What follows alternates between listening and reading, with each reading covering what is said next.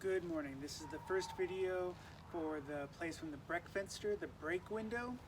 This position is a little unique in that it's very reliant on where you are in relation to your opponent. It's not one of the postures that are in isolation. It really is about where you and your opponent are and where your swords are. So let me read to you Meyer's description of the position and then the first play and then talk about how I practice it. So Meyer says, this is essentially a variation on the high guard and is only used in the bind after you have come under your opponent's sword. But from a distance while you still see your opponent's point and blade in front of you, you should not go into this guard, for you are not at all safe in it.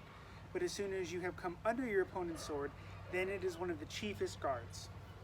So even before we get into the first play, it's worth talking about this position. So he's saying that we've come into a bind, so our swords have clashed. And the break window is essentially this, right? It's just this. And it's only safe if we've come into a bind and now we've come up under the opponent's sword. So the most common way this happens for me in sparring is that my opponent and I bind, maybe we step in and both of our swords drive up. We're in a high bind. I am looking under my sword.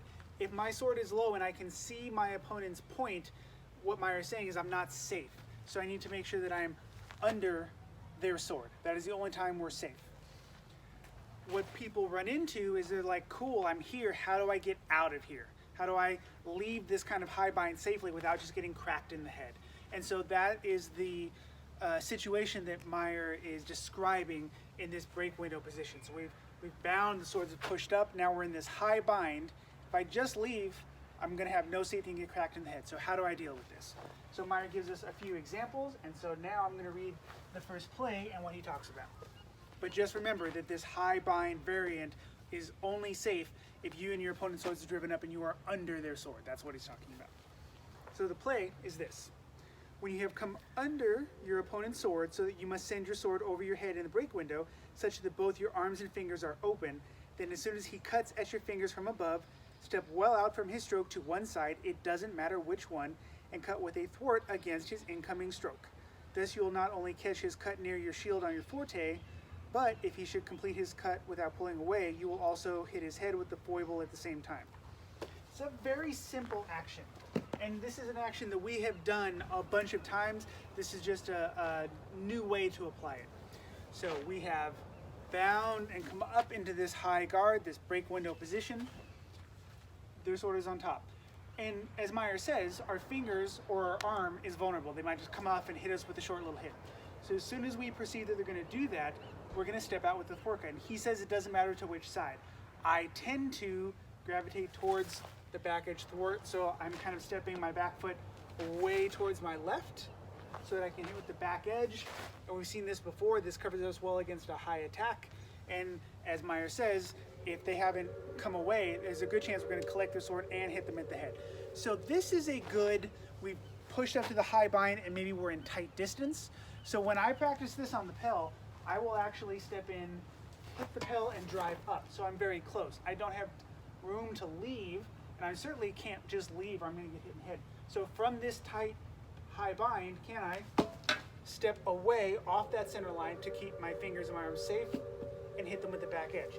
And again, I can do it from the same distance. I can step across to my right. And if you look, I'm making sure that my head is on the other side of the sword. Regardless of where I go, my head is on the side of the sword opposite from the opponent. So I'm trying to make sure that I'm staying safe. But I can do this with a very little motion. So I'm really relying on that step and the hip drive. And the lead hand doesn't move very much. This is, again, a very pommel dominant motion. So it's a very short play. It's a very easy motion that we've seen before, but it is a new way to apply it. So the mental shorthand is high bind, step away from the cut to either side. That is the whole play.